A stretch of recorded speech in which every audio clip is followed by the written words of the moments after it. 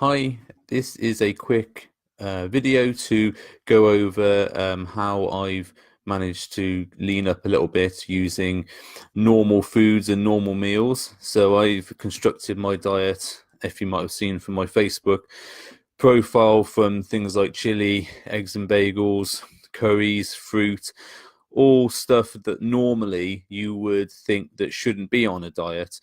And I wanted to show that using my Lean Body Blueprint, which is my free guide, you can actually eat foods you want and still get into great shape. So I thought I'd do a video because I've had a lot of people asking me questions, and that's not just me saying, oh, I've had a lot of people asking me questions to pretend that I have actually had a lot of messages. So I thought I'd do this video, so if anybody wanted to, they could watch it back and then get how I did it and maybe do it for themselves and use this video as a sort of addition to the Lean Body Blueprint if they downloaded it.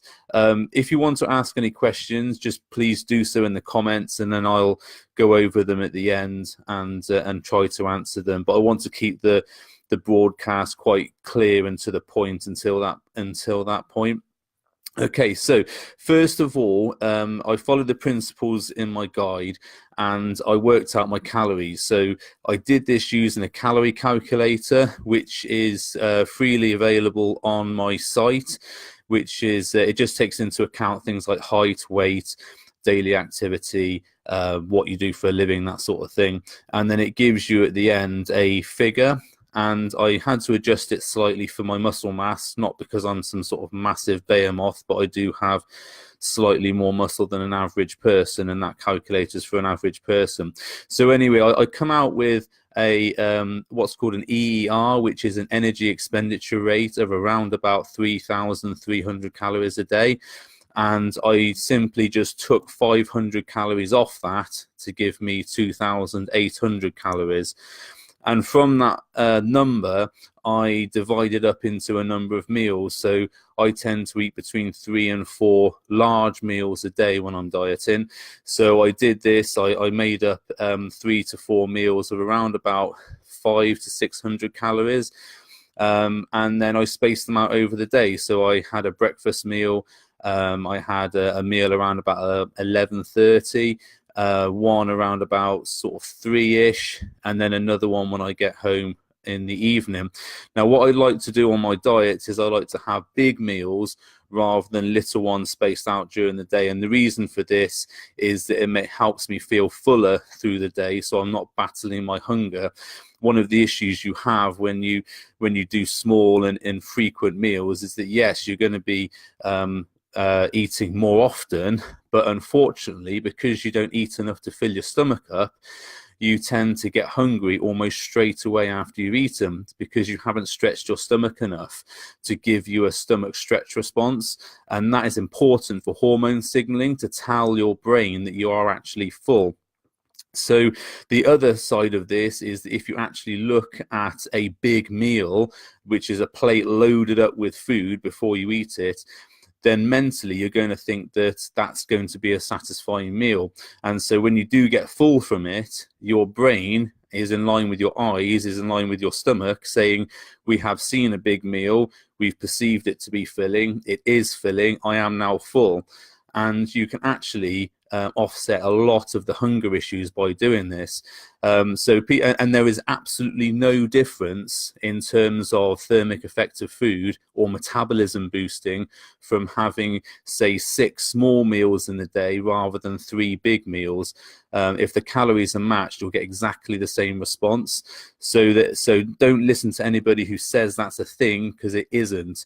And this thing about, oh, it boosts your metabolism through the day, it will slightly for the 10 minutes that you eat it or the 5 minutes that you eat it, but then if you have a big meal, you've still got to process the same calories through the day, so you're going to get the same thermic effect if the calories are matched. There's a slight difference if you have more protein, but it is slight. And anybody who says that you have to eat more protein to burn more calories doesn't understand how calories work. It's only a very small percentage extra that you get from eating more protein. So eating 100 calories to burn off, say, 10 calories more that's a bit retarded thinking. So don't listen to anybody who says that as well. Anyway, a little tangent there. So I worked out my meals, and I worked out meals that I like to eat. So I like to eat in the morning eggs and bagels for my breakfast. So I have 4 eggs and a bagel. Sometimes I have an activity yogurt depending on how I'm feeling in the morning. I swapped out what I normally have, as I normally have orange juice with that, but I swapped that out. So I took that out as an easy win to reduce my calories. So I self-regulated that down. And then I'll have that, and then I'll take the kids to school and take Jacob to nursery, go into work, do a few client jobs, maybe train a client, and then I'll eat again around about 11-ish, and I made up some chili or some beef chili with rice, or some chicken curry, which I've had today, or I've had sweet and sour chicken as well in the last couple of days. And basically what I did was I used my software that I use with clients, my Nutritic software, to work out exactly what the variables in the meal needed to be to hit 500-ish calories. And I'll post the meal breakdown actually in my social media in the next day or so. If you follow me on Insta stories, you would have seen all this already. So if you're not following me on Instagram, it's Tom_nutrition. And I posted my whole shopping trip to Asda, getting the stuff that I was going to use for my diet there. So it might still be there, I'm not sure. Yeah, I've posted everything there so you can see it, and I will be continuing to post for the next 10 days. And I generally just post stuff about stuff I'm buying, why I'm buying it, why I'm making up certain meals to help other people understand. So I'll have my 11 o'clock meal, and that was like a chili or something. And then generally I will train at 3. Now if I have a big meal before I train, that's probably not going to help me with my training. So what I tend to do is I tend to have some oats or some small snack or something. Now at the gym we sell these things called hench pots, which are basically protes. And I hate protes. The word protes is awful, but it is whey and a bit of oats in a pot, and they are quite nice. And it's about 20 grams of protein and some carbs, and that gives me a nice pre-workout snack. There's certain research that shows that having carbs pre-training can help increase the results, and a little bit of protein pre-training can help increase something called muscle protein synthesis. So that helps with the training as well. So I have that as a pre-workout snack. I'll generally then train for about an hour-ish. On days that I have been able to, I've done about half an hour's walking afterwards, but it's not been every day. It's because I have family commitments. Sometimes I have to go home, or I have client commitments, so I can't do that. And then I'll generally, after workout, and this will fly in the face of what everybody tells you to do, I generally don't eat after my workout. And this is for a number of reasons. Firstly is that generally I feel quite drained after workout, and the blood in the body has gone away from the stomach and into the muscles. So if you have a big meal, you can end up feeling sick, and that's what happens with me. So I don't have a big meal when I finish my workout. I might have something like a piece of fruit, like a banana or something, and then when I get home about 45 minutes to an hour later, that's when I'll have my last big meal of the day, which is either a chili or curry or whatever I've got for that day. And that gives me about 3 large meals, but that will only be around about 1,700, 1,800 calories. Now, the thing for me is that when I'm at home in the evening, when I'm relaxing, I generally tend to get the nibbles on then. And this is the same with a lot of my clients. So I've done to myself what I advise my clients to do if they have this, is fast a little bit in the day when you're working, when you can keep your mind busy and have cups of coffee and little pieces of fruit to keep you over between meals.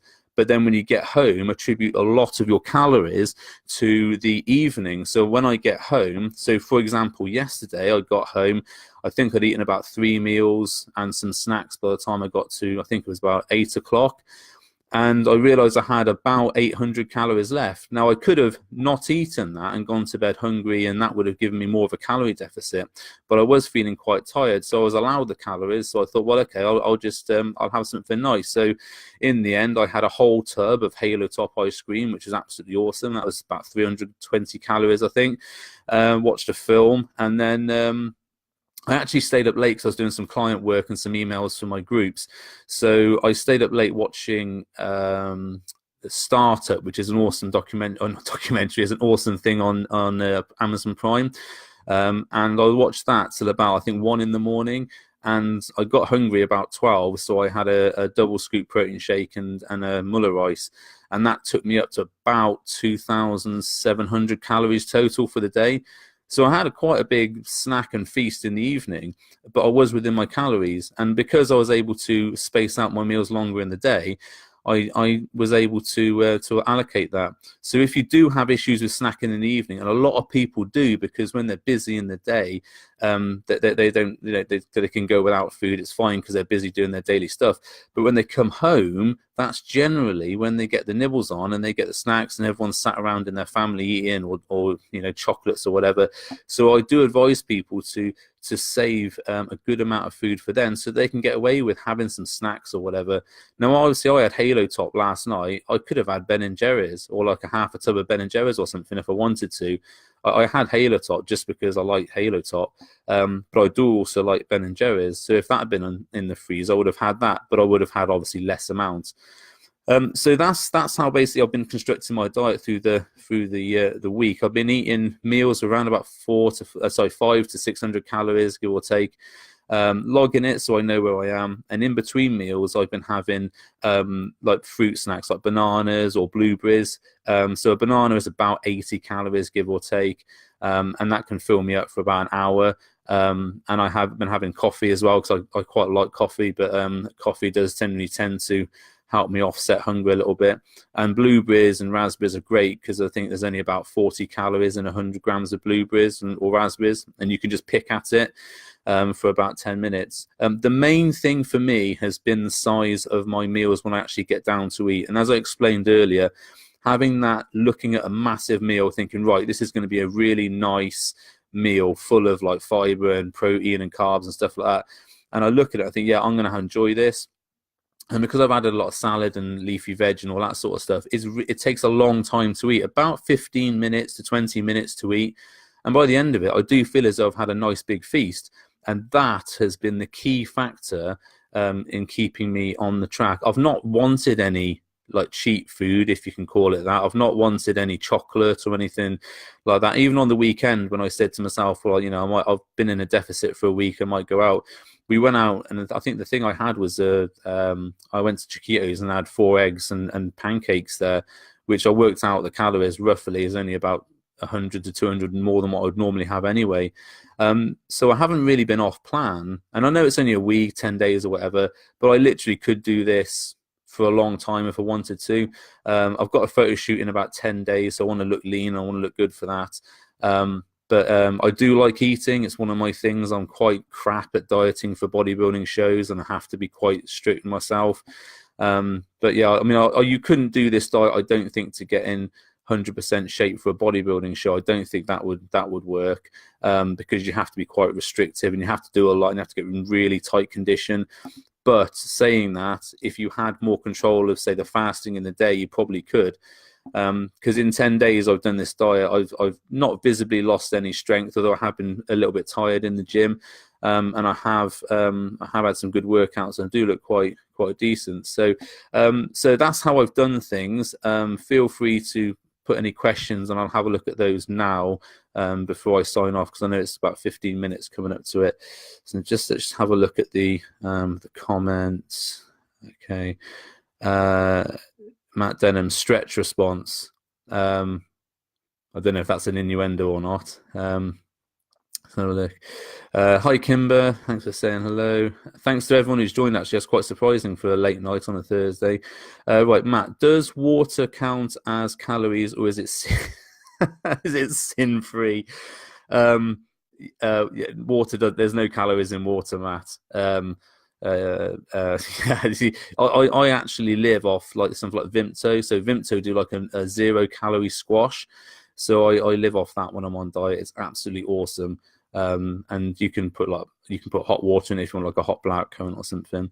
It's 10 days. Yeah, it is 10 days. But then bear in mind that I keep in relatively lean condition pretty much throughout the year. I do let myself go, obviously, with Christmas and stuff like that. And I do like chocolate, I do like mince pies, and I do like, curries from the takeaway and stuff like that.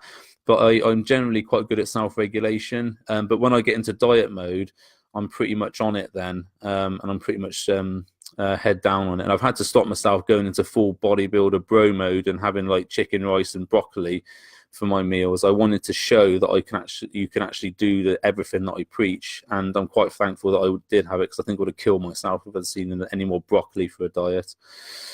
What activity are you doing, or just the calories you worked out in the gym sessions? So actually, my activity's not increased a lot, Matt. I've tried to get my steps up more, but I have noticed my steps have decreased slightly since I've been doing the diet. I've done a bit of cardio, like treadmill, walking in a slight incline for about half an hour, about 3 times a week, I think. So I've done like 4 or 5 cardio sessions. That's it. Basically, it's just the food, I think, that's taken me down. I have changed my my workout slightly, because I was doing something called 100 workout, which I'll discuss at another time. But to increase the output in the workout, so I changed back to the what I'm using for the target gain group, that workout, which is a lot of volume, and it does burn a lot of calories. So I changed over to that. If you want to know what that workout is, just send. I can do it on another video if you want. It's quite involved. Let's have a look. Okay, so no more questions, but thanks for everyone for watching. I see about 20 people have come on. If you're watching this back afterwards, I'll make it available on my site and everything else. Just send me a question on an email, or you can reply on the thread, or send me a DM. I'm happy to answer any questions. Although I do get paid for being a nutritionist, I like talking about nutrition. So if it's something you're struggling with, just send me an email. Or you could subscribe to my newsletter email, which I send out every week, which has nutrition stuff on there. And everybody who's on my nutrition email can send me a question whenever they want if they're struggling. I will actually put the link for that at the bottom when I finished. Okay, so no more questions. Oh, macros. Aaron said macros. Aaron, I don't really have macros. I have calories. I stick to my calories, but I try to get around about 2 grams per kilo of protein in a day. So that's about 200-ish grams of protein in a day. But I don't do macros. Macros are irrelevant for fat loss. I try and keep my fats low and my carbs higher, just for the fact that my training is glycolytic in that it uses glycogen from carbs. So I keep my fats low, and I supplement with krill oil and fish oils and turmeric for my digestion. But that's about it. I don't really go into macro counting. As long as my protein's there, my calories are there, I don't do anything else. Right. I think, okay, that's the lot. Okay, thanks for watching. That's coming up to 18 minutes, so thanks very much. If you have a question and you're watching back, just post below. And thank you very much. And I'll do another live in a couple of days if there's enough questions or material for it. Okay, thank you.